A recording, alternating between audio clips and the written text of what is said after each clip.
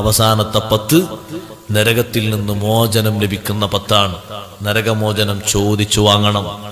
ഇവിടെ വെച്ച് നരകമോചനം അമലിലൂടെ വാങ്ങിയ മഹാനല്ലേ അത്തീഖുല്ലാഹ് എന്ന് പേര് ലഭിച്ച അബൂബക്കറിന് സിദ്ദീഖ് റളിയല്ലാഹു അൻഹു. അല്ലാഹു മോചിപ്പിച്ച ആള് എന്നല്ലേ അത്തീഖുല്ലാഹ് എന്നുള്ള വാക്കിന്റെ അർത്ഥം. എങ്ങനെയാണ് ഇത്തഖ സിദ്ദീഖ് റളിയല്ലാഹുവിന് ലഭിച്ചത്?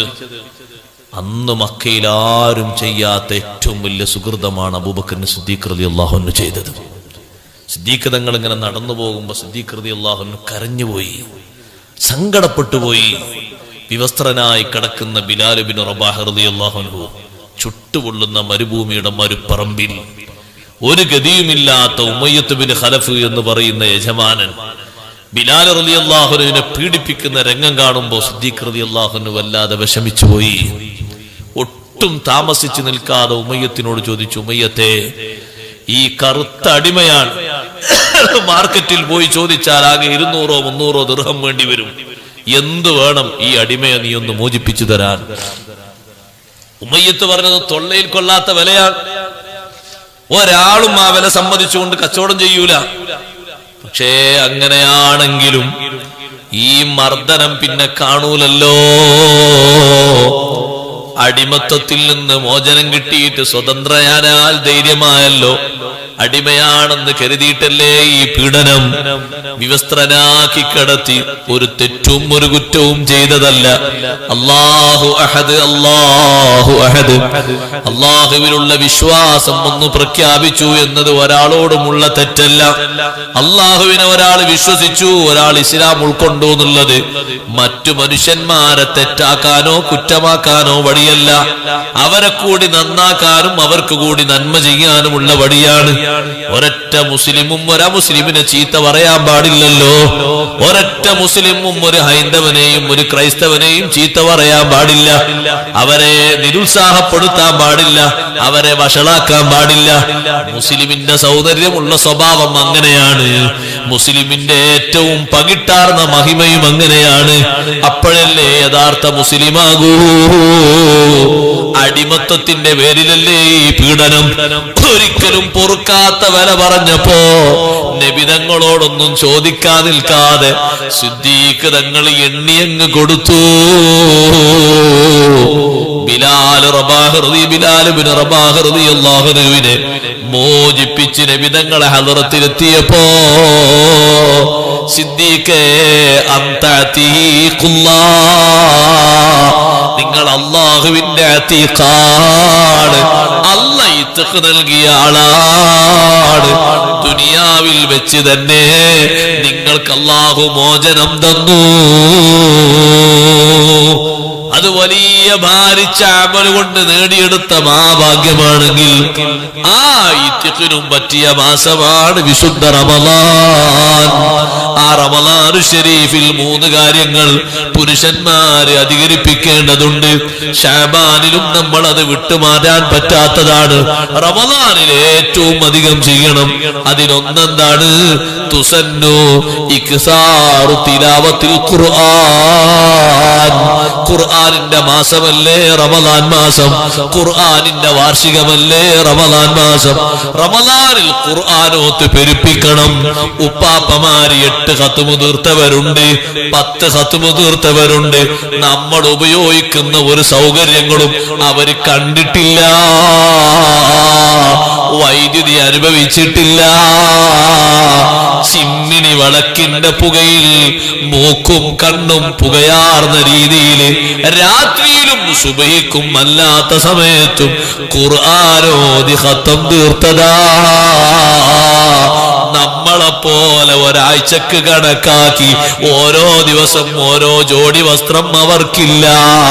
നമ്മളെപ്പോലെ ഓരോ കൂട്ടത്തിന് ഓരോ ചെരുപ്പ് അവർക്കില്ല. നമ്മളെപ്പോലെ പുതുമയാർന്ന വീടുകളില്ല, നമ്മളെപ്പോലെ പുതുമയാർന്ന ബെഡുകളില്ല, പുതുപുത്തൻ ഫർണിച്ചറുകളില്ല. ആ ഉപ്പാപ്പമാരെ സബീലിൽ നിന്നുകൊണ്ട് ഏറെ ഖത്മ് തീർക്കണേ. മുഹമ്മദുർ റസൂലുള്ളാഹി സ്വല്ലല്ലാഹു അലൈഹി വസല്ലം തങ്ങൾ ഖുർആനുമായി ഏറ്റവും ബന്ധം പുലർത്തുന്ന മാസം ശഅബാനിനേക്കാളും അധികം, മറ്റു മാസങ്ങളെക്കാളും അധികം റമളാനിലാണ്. 3 കാര്യങ്ങളാണ് നബി തങ്ങൾ ഖുർആനുമായി റമളാനിൽ ബന്ധപ്പെട്ട് ചെയ്യാറുള്ളത്. ഒന്ന് ഖുർആൻ ഓത്ത്, മറ്റൊന്ന് ഖുർആൻ ഖത്മ്, മറ്റൊന്ന് മുദാറസത്തുൽ ഖുർആൻ. മുദാറസത്തുൽ ഖുർആൻ എന്ന് പറഞ്ഞാൽ എന്താ? ജിബ്രീൽ അലൈഹിസ്സലാം വന്നിട്ട് അക്കൊല്ലം എത്ര സൂറത്തുകൾ, എത്ര ആയത്തുകൾ ഇറങ്ങിയത് മൊത്തം നബി തങ്ങൾക്ക് ഓതിക്കൊടുക്കും. തിരിച്ച് നബി സല്ലല്ലാഹു അലൈഹി വസല്ലം തങ്ങൾക്ക് തങ്ങൾ ഇങ്ങോട്ട് ജിബ്രീൽ അലൈഹിസ്സലാമിനും ഓതിക്കൊടുക്കും. ഇതിനാണ് മുദാറസ, ഖുർആൻ പഠനം എന്ന് പറയുന്നത്. അപ്പൊ ഈ ഖുർആനിന്റെ പഠനങ്ങൾ പലയിടത്തും നടക്കുന്നിടത്ത് നമ്മൾ അവിടെ സംബന്ധിക്കണം. ഖുർആൻ ഏറെ ഖത്മ് തീർക്കണം വിശുദ്ധ റമളാനിൽ. അള്ളാഹു തൗഫീഖ് നൽകട്ടെ. ഒരു ദിവസം 5 ജുസ് വെച്ച് 5 സമയങ്ങളിലായി ഓതുന്ന ഒരാൾക്ക് റമളാൻ 30 ആകുമ്പോഴേക്ക് ഒരു 5 ഖത്മെങ്കിലും തീർക്കാൻ പറ്റും. അത് എളുപ്പമാണ്, അത്ര പ്രയാസമുള്ള കാര്യമൊന്നുമല്ല. നമ്മളെക്കാളും അമല് ചുരുങ്ങിയ ആൾക്കാർ. നമ്മൾ റമളാന്റെ പകല് മുഴുവനും ഉറക്കിനും രാത്രി മുഴുവനും ഭക്ഷണത്തിനുമാക്കി മാത്രം നീക്കി വെക്കരുത്. അങ്ങനെ ആകുമ്പോ നമ്മളെ ജീവിതം പണ്ടൊരാൾ പറഞ്ഞ മാതിരി കന്നുകാലികളെ പോലെയാകും. പകല് സമയത്തും രാത്രി സമയത്തൊക്കെ അങ്ങനെ ആയി മാറിയാൽ അങ്ങനെ ആകരുത്. പകല് ഒന്നും ചെയ്യാൻ പറ്റൂല, ഭക്ഷണം കിട്ടാത്തതുകൊണ്ട് എന്ന് കരുതരുത്. ഒരാഴ്ചയോളം ഭക്ഷണം കിട്ടാതെ ഓരോ ദിവസവും ഒരു ചുള കാരക്ക 2-3 മണിക്കൂർ നേരം മധുരം ആസ്വദിച്ച് ഖന്തക്ക് കുഴിച്ചവരാണ് നമ്മളെ നേതാക്കളായ സ്വഹാബിമാർ. നമ്മളത് മറക്കരുത്. അള്ളാന്റെ ദീനിന് വേണ്ടിയാണ് ചെയ്തത്, നമ്മളത് മറക്കരുത്. ഇത് റമളാനിന്റെ ഒരു പകലിൽ നോമ്പ് നോൽക്കലോടെ റമളാനിൽ നമുക്ക് മഗ്ഫിറത്ത് ലഭിക്കണം. റമളാൻ നോമ്പ് നോറ്റാ മഗ്ഫിറത്ത് കിട്ടൂലേ? പക്ഷെ 2 കാര്യം അതിന് വേണം. തറാവീഹ് നിസ്കരിച്ചാൽ പാപം പുറത്ത് കിട്ടൂലേ? 2 കാര്യം വേണം. ലൈലത്തുൽ ഖദറിൽ രാത്രി ഹയാത്താക്കിയാൽ, ഓരോ ഒറ്റയിട്ട രാവുകളും ഹയാത്താക്കിയാൽ നമ്മൾ പാപം പുറത്ത് കിട്ടൂലേ? 2 കാര്യം വേണം. എന്താ 2 കാര്യം എന്നറിയോ നിങ്ങൾ? നബി സല്ലല്ലാഹു അലൈഹി വസല്ലം നിങ്ങൾ പറഞ്ഞു, മൻ സ്വാമ റമളാന, ഒരാൾ റമളാൻ നോമ്പ് നോറ്റാൽ ഈമാനൻ, വിശ്വസിച്ചുകൊണ്ട്, അള്ളാഹ് നിർബന്ധാക്കിയ കാര്യമാണ് ഉറച്ച വിശ്വാസം, അതെല്ലാവർക്കും ഉണ്ട്. 2ാമത്തെ കാര്യം വേണ്ടത് വഹ്തിസാബൻ, പ്രതിഫലം ആഗ്രഹിച്ച്. എന്തെന്നാ ഇതിന്റെ അർത്ഥം? പ്രതിഫലം ആഗ്രഹിച്ചു എന്ന് പറഞ്ഞാൽ എന്താണ് അതിന്റെ വിവക്ഷ? ഇമാം ഇബ്നു ഹജർ അസ്ഖലാനി തങ്ങൾ രേഖപ്പെടുത്തി, ഒരിക്കലും റമളാന്റെ പകലിനെ പറ്റി ഒരു പ്രയാസപ്പെടുത്തുന്ന ധാരണ കൽബിൽ വരാൻ പാടില്ല. പടച്ചോനെ, ഇനി 10-30 ദിവസം കഞ്ഞി കിട്ടൂലല്ലോ, ഉച്ചക്ക് ചോറും കൂട്ടാനും കിട്ടൂലല്ലോ, എന്നേക്കും ഇതൊന്ന് തീർന്നിട്ടുക തുടങ്ങിയല്ലോ, ഇനിയിപ്പോ ഒരു ഹോട്ടലും കയറിയ മനുഷ്യന്മാര് കാണൂലേ, ഇതൊന്നും ചിന്ത വരാൻ പാടില്ല. അങ്ങനൊക്കെ ഒരു ചിന്ത മനസ്സിൽ വന്നിട്ട് എല്ലാരും ചെയ്യുമ്പോ ഞാനും ചെയ്യാനാണെങ്കിൽ കിട്ടൂല. അത് കിട്ടണമെങ്കിൽ 2 ഷർത്തുണ്ട്. ഒന്ന് വിശ്വസിച്ച് ചെയ്യണം, 2ാമത്തെ ഒന്ന് തികഞ്ഞ ഇഖ്ലാസ. ഇത് വന്നതിന്റെ പേരിൽ ഒരു വിഷമവുമില്ല മനസ്സിൽ. അതിനൊരു ഭാരമായി കരുതരുത്, അതൊരു ദീർഘിച്ചതാണ് എന്ന് കരുതരുത്. തറാവീഹ് നിസ്കാരത്തിനും മഗ്ഫിറത്ത് ലഭിക്കും. ചെറുദോഷങ്ങളെ കൊണ്ടാൽ ചെറുദോഷങ്ങളാണ് അമലുകൾ കൊണ്ട് പൊറുക്കുന്നത്, വൻദോഷമല്ല. ചെറുദോഷങ്ങൾ അല്ലാഹ് അമലുകളെ കൊണ്ട് പൊറുത്തു തരണമെങ്കിൽ തന്നെ അതിന് ഇഹ്തിസാബ് വേണം. 1ാമത്തെ റക്അത്തിൽ കൈകെട്ടിയപ്പോ ചിന്ത വന്നു, പടച്ചോനെ, കഴിഞ്ഞൊല്ലത്തെ ഇമാം 8:30 തുടങ്ങിയിട്ട് 9:15 20 തീർന്നിരുന്നു. ഇയാള് പതുക്കെയാണ് പോകുന്നത്, എന്നാ അതൊക്കെ തീർന്നിട്ട. 2 റക്അത്തായപ്പോഴേക്ക് നിന്റെ മുഖം വാടി, നീ ഒന്ന് ഹറമിലേക്ക് പോകൂ. 1.5 മണിക്കൂർ നീണ്ട ജമാഅത്തിൽ 90 വയസ്സുള്ള അറബികളൊക്കെ ഇരിക്കാതെ വടിയും കുത്തിപ്പിടിച്ച് ഖിയാമിലായി നിന്നിട്ട് തറാവീഹ് ആസ്വദിക്കുന്നു. 20 നിസ്കരിച്ചിട്ടവര് മടങ്ങുന്നു. എത്ര ദീർഘിച്ച തറാവിയാണ്, അവർക്ക് പരാതിയില്ല. ഒരു ദിവസം വന്നതുകൊണ്ട് മറ്റൊരു ദിവസം മുടങ്ങുന്നില്ല. അവര് വരാതുമ്പോ ആരെങ്കിലും അത് കേസ് കൊടുക്കുകയില്ല. പ്രായത്തിലും അങ്ങനെ വന്ന് നിസ്കരിക്കുന്നത് വഹ്തിസാബാ. സുഹൃത്തുക്കളെ, കുറച്ച് നിസ്കരിച്ച് മടുപ്പ് തോന്നരുത്. ഏക്കറക്കണക്കിന് തിന്നിട്ട് ഉറക്കം തൂങ്ങരുത്. ഇഷ്ടം പോലെ വാരി വെട്ടി മുണുങ്ങിയിട്ട് 4ഉം 5ഉം 6ഉം റക്അത്താകുമ്പോ കുത്തർന്ന് തൂങ്ങരുത്. പിന്നെ പോയി പള്ളിന്റെ ചെരുവിലെവിടോ കടന്നുറങ്ങരുത്. ഉമ്മമാരെ, നിസ്കാര കുപ്പായത്തിലായി വീണുപോകരുത്. അങ്ങനെ പൊരെ പോയി നോക്കുമ്പോ എല്ലാ ദിവസവും പരാതി. അങ്ങനെ എന്ത് ക്ഷീണായപ്പോ 4 റക്അത്ത് നിസ്കരിച്ച് ഞാൻ അവിടെ കടന്നു. എന്തിനാ ക്ഷീണം? വിറക് കൊത്താണ്ടോ? എവിടെ കൊത്തുന്നു? എന്തിനാ വിറക് കൊത്തിന്? ഇപ്പൊ അതല്ലേ ഇപ്പത്തെ അടുപ്പ് പറഞ്ഞ ഒക്കെ അടുപ്പല്ലേ, പുകയില്ല അടുപ്പുകളല്ലേ. പുകയില്ലാത്ത അടുപ്പുള്ള ഏതൊരു സ്ഥലം ഉണ്ടാകും ഇപ്പൊ? എവിടെ ഉണ്ട്? എല്ലാ മുക്കിലും മൂലയിലും അള്ളിയിലും ഉള്ളിയിലൊക്കെ ഉണ്ട്. എല്ലാ കുണ്ടിയിലും ഉണ്ട് അടുപ്പ്. എവിടെ ഇല്ലാത്ത? എല്ലായിടത്തും ഉണ്ട്. വെള്ളം കോരണോ? വേണ്ട. ഇനി ചരമാന്തിമേല് ഇരുന്നിട്ട് കുറെ നേരം ഊര കെടുത്തിട്ട് അതിങ്ങനെ ചെറുക്കണോ? അതൊന്ന് അമ്മിക്കുട്ടിമേൽ ഇട്ടണ അരക്കണോ? ഇത്ര വലിയ സ്വർഗജീവിതം അല്ലാഹു തആല മുൻഗാമികൾക്ക് കൊടുത്തണോ ഉമ്മമാരെ? പിന്നെ എന്താണ് ഈ ക്ഷീണം എന്ന് പറഞ്ഞത്? ഇത് ഭക്ഷണം കഴിച്ച ക്ഷീണാണ്, വേറെ ഒരു ക്ഷീണവുമില്ല എന്ന് പറഞ്ഞാൽ. അഥവാ പൊറാട്ട ഉണ്ടെങ്കിൽ ആണുങ്ങളൊക്കെ പറയും പൊറാട്ട പെണ്ണുങ്ങൾക്കാണ്. അപ്പൊ പെണ്ണുങ്ങൾ വിചാരിച്ചു ആണുങ്ങൾ അങ്ങനെ പറഞ്ഞല്ലോ, അതുകൊണ്ട് മോശമാക്കാൻ പറ്റില്ല, ഒരു 5-6എണ്ണെങ്കിലും തിന്നിയില്ലെങ്കിൽ മോശമാണെന്ന് കരുതും. അങ്ങനെ ഏറ്റവും ചുരുങ്ങിയത് ഒരു 7എണ്ണെങ്കിലും തിന്നുക എന്ന് കരുതി 7 പൊറാട്ടയും ഒരു 11 പത്തിരിയും, വിത്തറിന്റെ റക്അത്തിന്റെ എണ്ണം കണ്ടൊരു 11 പത്തിരി. അങ്ങനെ പത്തിരി ചെറുതല്ലേ. ഇതോടൊക്കെ കൂടെ പോയി നോക്കുമ്പോഴേക്കും പട്ടാളപ്പള്ളിന്റെ മിഹ്റാബ് പോലെയായി പിന്നെ പള്ളൊന്നായിട്ട്. ചില ആൾക്കാർ കണ്ടിരിക്കുന്നത് റമദാൻ മാസത്തിൽ തറാവീഹ് നിസ്കരിക്കാൻ ഇങ്ങനെ വരും. അല്ലാഹു അക്ബർ, എന്താ ചെയ്യേണ്ടതെന്ന് തന്നെ ഓർക്കാറില്ല. ഓലിങ്ങനെ നിന്നിട്ട് വല്ലാത്ത ഇടങ്ങേറ്. ഓർക്ക് ഫാത്തിഹയും അലന്തരം തീരാഞ്ഞിട്ട് ഓലിങ്ങനെ ഇടങ്ങേറ് നിൽക്കാണ്. വേറെ ആരോ കണ്ട വിചാരിച്ചപ്പോൾ ഇങ്ങനെ ഖുശൂ ഇങ്ങനെ താങ്ങി നിൽക്കാണ്. ഖുശൂ താങ്ങിക്കല്ലത്, ഇടങ്ങേറോട് നിൽക്ക. പാകത്തിന് കഴിച്ചാൽ മതി. അറബികളെ കണ്ട് നമ്മൾ പഠിക്കേണ്ട വലിയൊരു പാടാണത്. ഹറമിൽ നോമ്പുറക്കാൻ വേണ്ടി ഇരുന്നോക്കി, എത്ര ചെറിയ ഭക്ഷണമാണ്. ഒറ്റൊന്നും വരെ പോണില്ലല്ലോ. ഓല് ഒരു അൽമറായിന്റെ ഒരു തൈര് ഉണ്ടാവും, ഒരു കുപ്പി തൈര്, അതാണ് കുടിക്കുക. ഒരു 2 ഗ്ലാസ് സംസം വെള്ളം, ഒരു 4 ചുള കാരക്കയും, പിന്നെ എന്തെങ്കിലും സമൂസ, ഒരു പൊരി ഉണ്ടാവും. നമ്മളങ്ങനല്ല. നമ്മളൊക്കെ അതിന്റെ എണ്ണം 3-ൽ അവസാനിപ്പിച്ചിട്ട് നിൽക്കുള്ളൂ. നമ്മൾ അപ്പോൾ അതിന്റെ അഫ്ളൽ നമുക്ക് അപ്പോഴാ മനസ്സിലാക്കാം. വെള്ളം ആദ്യം ഒരു പിന്നെ കാരക്ക ഒരു 3 എണ്ണം. കാരക്ക കുറച്ച് കട്ടിയുള്ളതാണെങ്കിൽ ഒരു ചീളും മതി. ഈത്തപ്പഴാണെങ്കിൽ ഒരു 3 എണ്ണം പോന്നോട്ടെ, ആ ടേസ്റ്റിൽ 3 എണ്ണം. പിന്നെ ഒരു വലിയ ഗ്ലാസ്സിന്, ജ്യൂസ് ഗ്ലാസ്സിന് 1 ഗ്ലാസ് ലൈം ജ്യൂസ്, പിന്നെ തരിക്കഞ്ഞി, പിന്നെ പായസം ഉണ്ടെങ്കിൽ അതും എത്രയായി.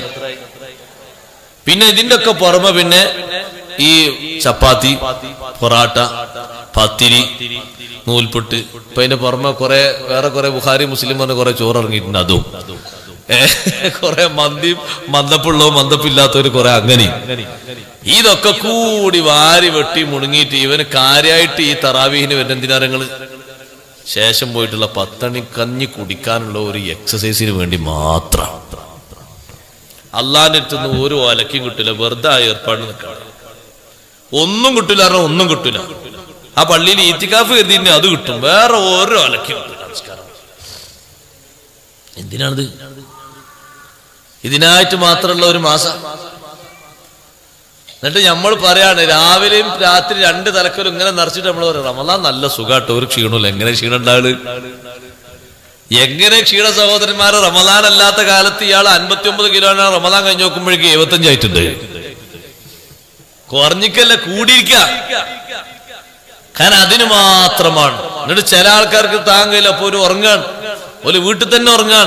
അങ്ങനെ ഒരു ഉറക്കം തൂങ്ങികളാക്കി റമദാനെ കളയരുത്. റമദാനിന്റെ ആത്മീയമായ മാനം ശരിക്ക് കൽബിലും ശരീരത്തിലും ഉൾക്കൊള്ളണം. അതിനുവേണ്ടിയാണ് ഞാൻ നിങ്ങളോട് ഇത് പറയുന്നത്.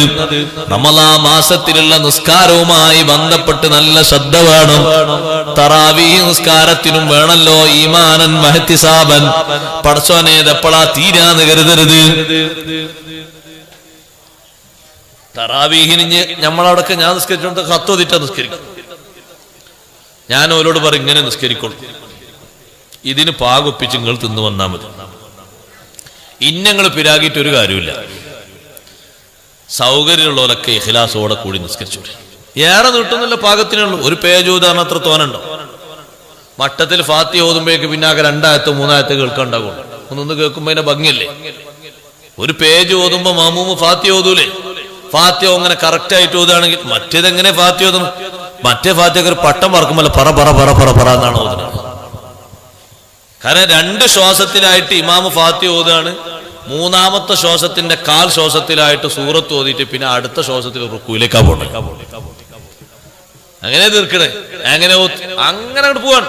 ബിസ്മില്ലാഹിർ റഹ്മാനിർ റഹീം അൽഹംദുലില്ലാഹി റബ്ബിൽ ആലമീൻ അർറഹ്മാനിർ റഹീം മാലികി യൗമിദ്ദീൻ ഇയ്യാക നഅബുദു വഇയ്യാക നസ്തഈൻ.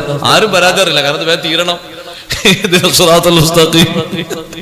ആരും പരാതിയില്ല, ആർക്കും പരാതിയില്ല, വേഗം തീർന്നോട്ടെ എന്നാണ്. സിറാത്തുൽ ലദീന അൻഅംത അലൈഹിം ഗൈറിൽ മഗ്ദൂബി അലൈഹിം വലദ്ദാല്ലീൻ ആമീൻ. ബിസ്മില്ലാഹിർ റഹ്മാനിർ റഹീം ഖുൽ ഹുവല്ലാഹു അഹദ് അല്ലാഹു സമദ് ലം യലിദ് വലം യൂലദ് വലം യകുൽ അല്ലാഹു അക്ബർ. ഇത് പറയുമ്പോ ബാക്കിലുള്ള മാമൂമ് എന്തായി ഓതുന്നത്? ഒന്ന് പതുക്കെ ഫാത്തിഹ ഓതുകയാണെങ്കിൽ മാലിക് യൗമിദ്ദീൻ അല്ലാഹു അക്ബർ. എല്ലാ റക്അത്തിലും ഓ മസ്ബൂക്കാണ്.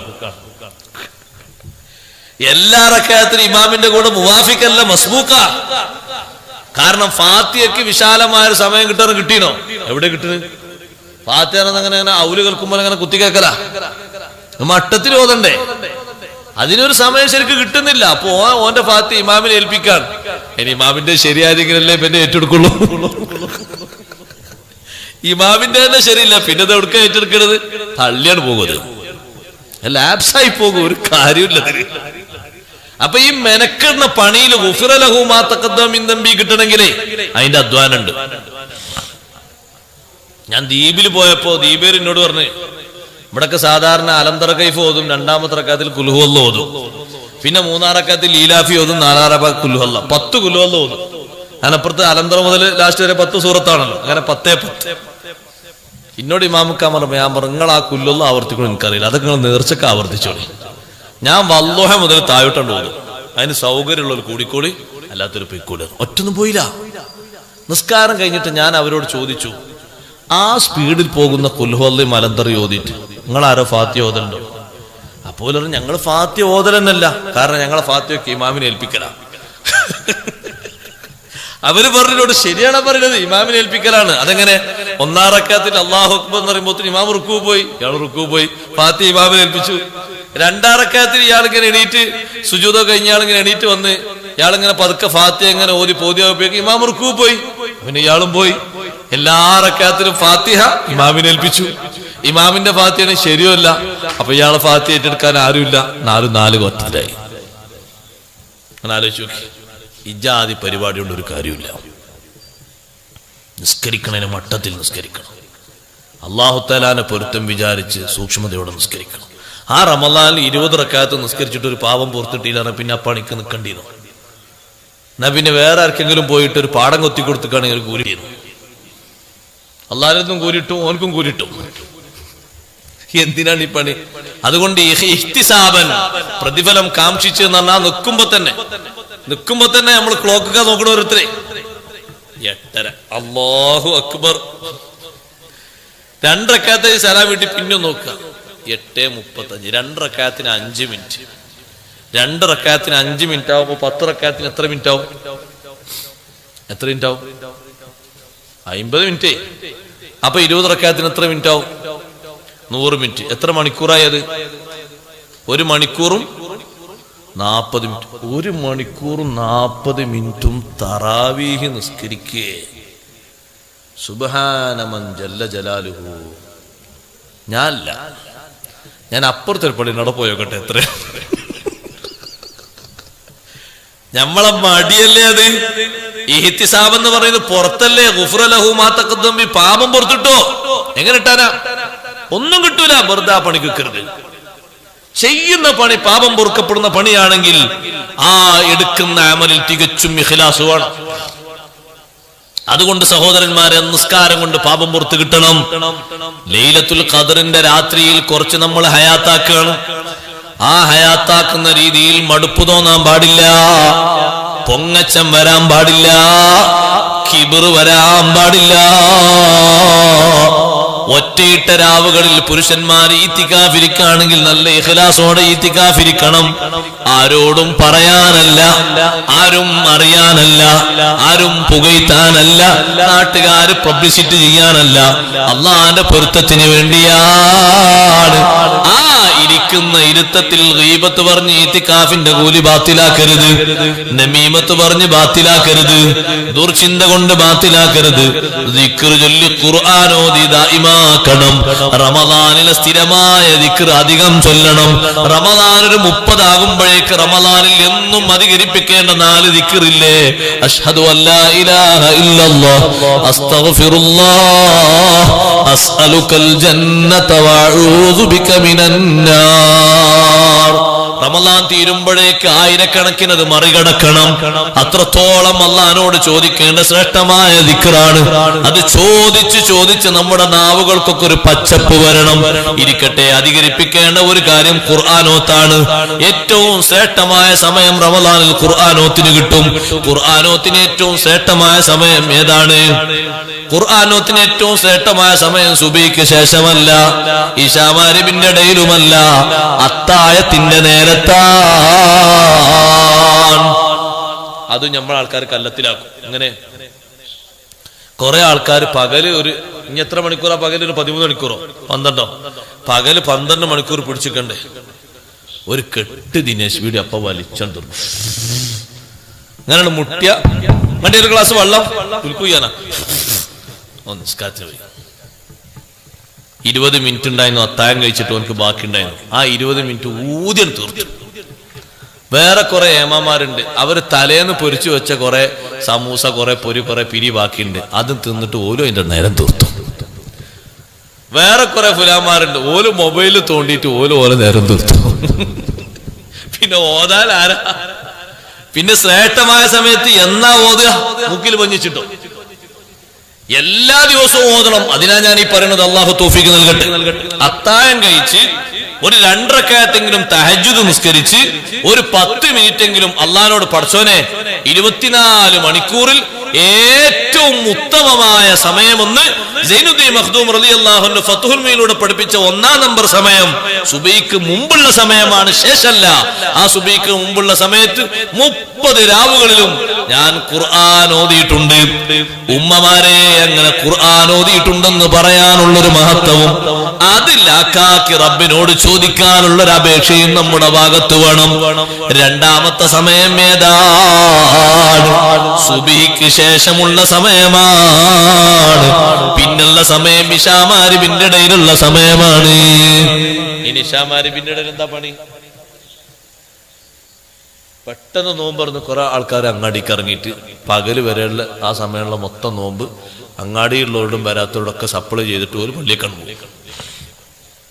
എല്ലാവർക്കും കുറച്ച് കൊടുത്തു. ളുഹർ വരെയുള്ള ഒരാൾക്ക്, അസ്ർ വരെ ഒരാൾക്ക്, മഗ്‌രിബ് വരെ ഒരാൾക്ക് നോമ്പ് തുറന്നതിന് ചൊക്കർ. പിന്നെ ബനെന്താണ്? ബന ചണ്ടേറ്റ് അങ്ങ് ഒരു അലക്കിയില്ല, ഓനപ്പ തീർത്തു.